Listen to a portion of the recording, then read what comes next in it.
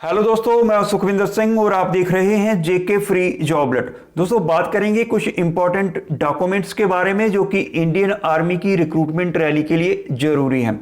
जब भी आप इंडियन आर्मी की तरफ से होने वाली रिक्रूटमेंट रैली को देखने के लिए जाएं तो आपके पास कौन कौन से डॉक्यूमेंट्स होने चाहिए, इसी बात की जानकारी होगी आज की इस वीडियो में। तो इससे पहले कि आगे बढ़ें, चैनल पर नए हैं तो सब्सक्राइब करें और साथ में बेल आइकॉन के बटन को भी दबा दें ताकि जब भी कोई जॉब रिलेटेड नई वीडियो आए तो नोटिफिकेशन सबसे पहले आप तक पहुंच सके। तो चलिए शुरू करते हैं आज की ये वीडियो।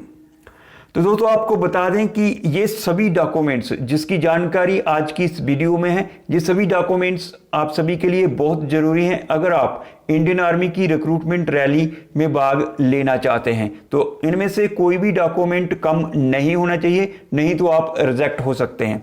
आगे बढ़ते हैं दोस्तों। सबसे पहले नंबर पे जो डॉक्यूमेंट है वो है एडमिट कार्ड, ये सभी कैंडिडेट्स के लिए बहुत जरूरी है। तो एडमिट कार्ड आपका डाउनलोड होगा इंडियन आर्मी की ऑफिशियल वेबसाइट से। तो जब भी लिंक एक्टिवेट होगा आपको रजिस्टर्ड ईमेल आईडी पर एक मैसेज आएगा जिसमें लिखा होगा कि अब आप अपना एडमिट कार्ड डाउनलोड कर सकते हैं। नीचे लिंक भी दिया होगा। तो आपको एडमिट कार्ड जो है वो डाउनलोड करना होगा ऑफिशियल वेबसाइट पर जाकर। आगे दूसरे नंबर पे जो डॉक्यूमेंट है वो है फोटोग्राफ्स। तो 20 कॉपीज होनी चाहिए अनअटेस्टेड पासपोर्ट साइज कलर फोटोग्राफ्स की, जो कि अच्छी क्वालिटी के होने चाहिए और जिनका बैकग्राउंड जो है वो व्हाइट होना चाहिए और 3 महीने से ज्यादा पुराने नहीं होने चाहिए। आगे दोस्तों बात करते हैं एजुकेशन सर्टिफिकेट्स की।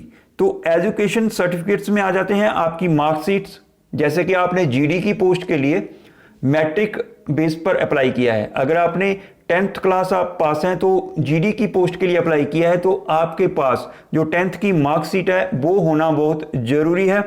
अगर आप ज्यादा पढ़े लिखे हैं यानी ग्रेजुएट हैं या 12th पास हैं तो उन डॉक्यूमेंट्स को भी अपने साथ ले जाना ना भूलें। साथ में सभी डॉक्यूमेंट्स की फोटोकॉपीज भी जरूर रखें। आगे बढ़ते हैं दोस्तों। डिग्री होल्डर कैंडिडेट जो हैं उनको देना होगा प्रोविजनल या ओरिजिनल डिग्री जो कि यूनिवर्सिटी की तरफ से इशू की गई हो। आगे प्रोविजनल या ऑनलाइन एजुकेशन सर्टिफिकेट, तो बोनाफाइड जो सर्टिफिकेट होता है वो आपको आपके स्कूल से मिलेगा जहां आप पढ़े हैं। तो आगे बढ़ते हैं दोस्तों।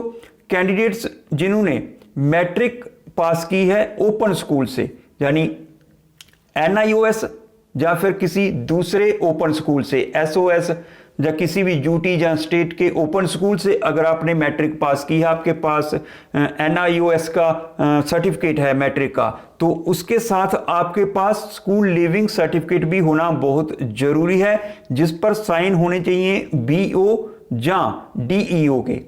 तो अगर आप NIOS सर्टिफिकेट के बेस पर रिक्रूटमेंट रैली देखना चाहते हैं तो स्कूल लिविंग सर्टिफिकेट को ले जाना ना भूलें।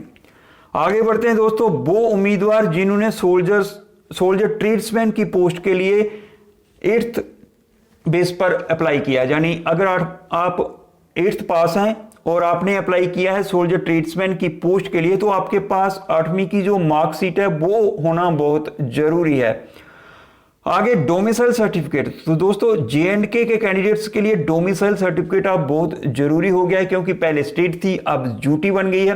तो डोमिसाइल सर्टिफिकेट सभी कैंडिडेट्स के लिए बहुत जरूरी है जो रिक्रूटमेंट रैली को देखना चाहते हैं। तो डोमिसाइल सर्टिफिकेट पर आपका फोटोग्राफ होना चाहिए। साथ में आपको बता दें कि ये जो डोमिसाइल सर्टिफिकेट है ये तहसीलदार या डिस्ट्रिक्ट मैजिस्ट्रेट के जहां से बनेगा। तो आप ऑनलाइन भी बनवा सकते हैं और जो कंप्यूटर जनरेटेड सर्टिफिकेट होगा वो वेरीफाइड होना चाहिए। तो ध्यान रखें कि अगर आप ऑनलाइन अप्लाई करके डोमिसाइल सर्टिफिकेट बनवाते हैं तो उस पर वेरीफाइड का साइन जरूर होना चाहिए। आगे कास्ट सर्टिफिकेट की बात करें तो इस पर आपका फोटोग्राफ होना चाहिए और तहसीलदार या डिस्ट्रिक्ट मैजिस्ट्रेट द्वारा बना होना चाहिए। आगे दोस्तों रिलीजन सर्टिफिकेट है, जो भी आपका धर्म है या रिलीजन आपका जो भी है उसका सर्टिफिकेट भी आपको बनवाना पड़ेगा जो कि तहसीलदार या SDM के जहां से बनेगा। स्कूल करेक्टर सर्टिफिकेट, तो ये आपका बनेगा आपके स्कूल या कॉलेज के प्रिंसिपल के उस पर साइन होने चाहिए या हेडमास्टर के। तो यहां भी आप आपने मैट्रिक पास जहाँ से की है, जहाँ अभी तक पढ़ रहे हैं, जहाँ आपकी स्कूलिंग हो रही है, तो वहाँ से आप अपना करैक्टर सर्टिफिकेट बनवा सकते हैं।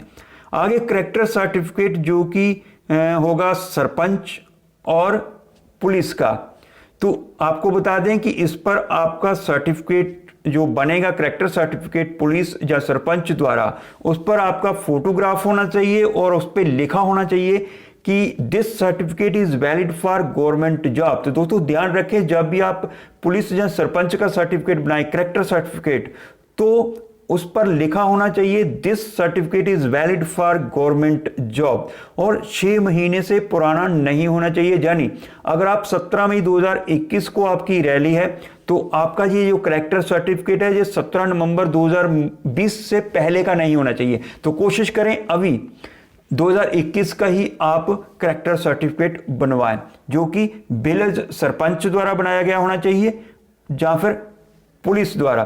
तो दोनों ही आपके पास होना चाहिए, विलेज सरपंच और पुलिस द्वारा जो करैक्टर सर्टिफिकेट आपको मिलेगा, ये दोनों आपके पास होना बहुत जरूरी है। आगे अनमैरिड सर्टिफिकेट, जो भी उम्मीदवार 21 साल से नीचे जिनकी एज है, उनके पास होना बहुत जरूरी है, और फोटोग्राफ उस पर लगा होना चाहिए आपका। और ये जो अनमैरिड सर्टिफिकेट है, ये विलेज सरपंच या म्युनिसिपल कॉर्पोरेशन द्वारा बनाया गया होना चाहिए और 6 महीने से पुराना नहीं होना चाहिए। तो ये सभी कैंडिडेट्स के लिए बहुत जरूरी है। आगे दोस्तों नो क्लेम सर्टिफिकेट है, जो आपको बनवाना जरूरी है। इस पर आपका फोटोग्राफ होना चाहिए, उस पर आपके साइन होने चाहिए, आपके फादर या मदर दोनों के नहीं तो एक के साइन बहुत जरूरी हैं।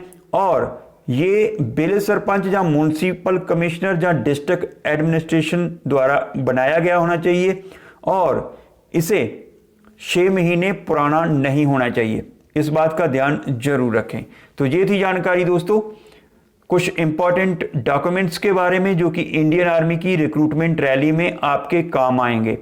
तो उम्मीद है कि आज की ये वीडियो बहुत ही हेल्पफुल रहेगी आप सभी के लिए। पसंद आए तो लाइक और शेयर करना ना भूलें, साथ में नेक्स्ट अपडेट के लिए चैनल को सब्सक्राइब भी। नमस्कार।